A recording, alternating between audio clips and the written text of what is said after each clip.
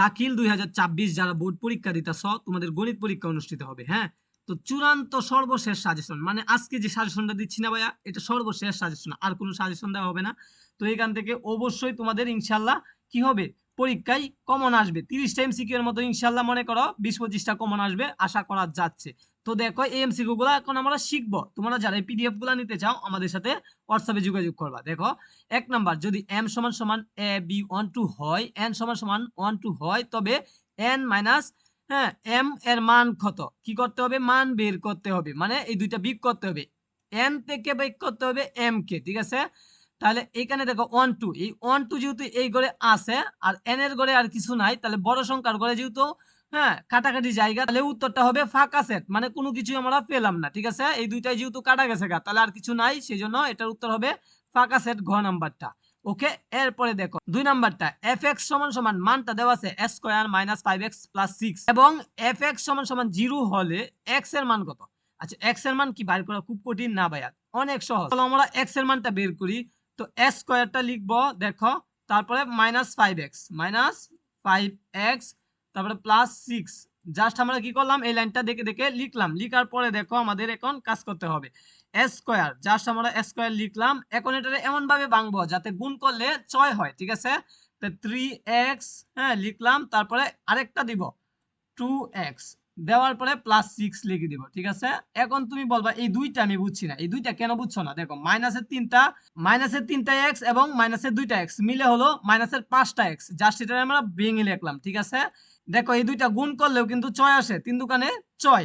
এরপরের লাইনটা দেখো, s স্কয়ার এবং 3x থেকে, এই দুইটা থেকে আমাদের কি কি করতে হবে, কমন নিতে হবে, x কমন নিলাম, নেওয়ার পরে একটা x এখানে রয়েছে লিখলাম, মাইনাস চিহ্নটা দিলাম, দেয়া হ্যাঁ 3 লিখে দিলাম। ঠিক আছে, এই দুইটা থেকে আমরা অলরেডি করলাম। এরপরে মাইনাস চিহ্নটা দিব, দেওয়ার পরে এখান থেকে কি কমন যাবে, এখান থেকে 2 কমন যাবে। তো যদি 2 কমন নেই তাহলে তাকে x হ্যাঁ তারপরে তাকে প্লাস, প্লাসে মাইনাসে মাইনাস হয়। ঠিক আছে, তো মাইনাস 3 দুকানে 6, তাহলে এখানে 3 হবে। ঠিক আছে, এরপরের লাইনটা দেখো, এইখানে একটা এইখানে একটা হুবহু মিলছে, তাহলে এখান থেকে আমাদের একটা কমন নিতে হবে এবং এই ব্র্যাকেটের বাইরে থেকে এই দুইটা আমরা লিখে দিব। তাহলে প্রথমে লিখি ব্র্যাকেটের বাইরের গুলা, x মাইনাস 2 লিখলাম, তারপরে ব্র্যাকেটের ভিতরটা লিখে দিব x মাইনাস 3। এরপরে দেখো এখানে আমরা x এর মান কত পাইছি, 2 পাইছি, x এর মান 3 পাইছি, তাহলে উত্তরটা এটাই হবে। ঠিক আছে, বাংলায় উত্তরটা এটাই হচ্ছে। দেখো এখানে x এর মান হলো 2 এবং x এর মান হলো 3, এই দুইটাই উত্তর হয়েছে প্রথমটা।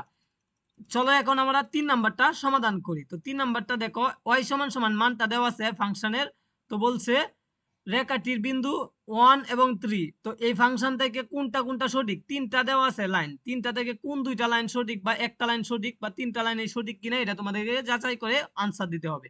তো এখানে উত্তর এটা এবং এটা সঠিক, রেখাটি একটি বিন্দু 1 3, রেখাটি একটি সরল রেখা, এই যে রেখাটি একটি সরল রেখা।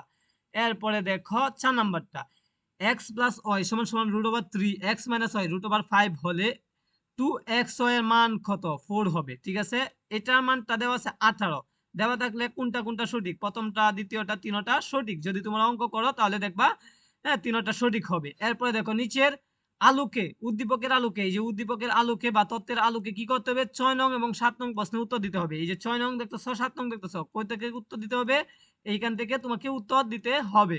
কামাল উদ্দিন 5% হারে সরল মুনাফায় 5 বছরের জন্য 5,000 টাকা এবি ব্যাংকে জমা রাখেন। 2 বছর পর তার মুনাফা হবে 500 টাকা। 5 বছর পরে সে মুনাফা আসলে কত টাকা পাবেন, 6,250 টাকা পাবেন। আচ্ছা, এগুলো এমন ভাবে পড়ো যাতে কমন আসলে তুমি দিয়ে দিতে পারো। 8 number, a cube minus 8a minus 8k a plus 1 দ্বারা ভাগ করলে ভাগফল আসবে -1। নিচের কোনগুলোর ক্রমিক অনুপাতিক, এটা হলো 4 6 এবং 9। তারপরে চা ও চিনির অনুপাত 7:3, মিশ্রণে চায়ের পরিমাণ হবে 70%।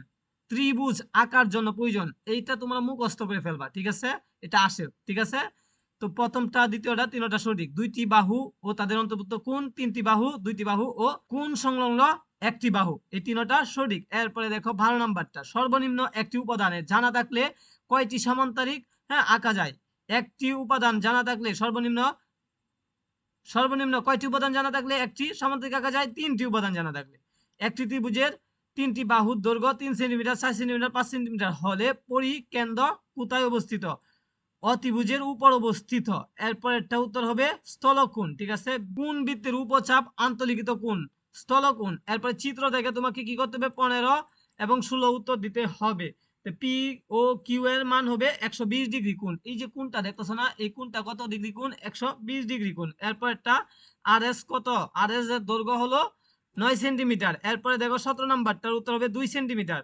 এরপরে দেখো সমবাহু ত্রিভুজের পরিকেন্দ্র কোথায় অবস্থান করে, ত্রিভুজের বহির্ভাগে অবস্থান করে। 19 নাম্বারটা cos square theta minus sin square theta সমান সমান 2 হলে cos to the power 6 theta minus sin to the power 6 theta হলে এর মান হবে 2। এরপরেরটার উত্তর হবে হ্যাঁ 4/3। এরপরটা হবে √3/1। এগুলো তোমরা পারবা যদি তোমরা এগুলা শিখো, মানগুলা শিখে নিবা। ঠিক আছে, ত্রিকোণমিতি নবম অধ্যায় থেকে তোমরা কি করবা, ভালো করে এগুলা শিখে নিবা। ঠিক আছে, এরপরে দেখো এই যে আরেকটা চিত্র দিছে, দিয়া বলছে বি এ আর এর পরিমাণ কত। হ্যাঁ, বি এ আর এর পরিমাণ হলো 108 ডিগ্রি।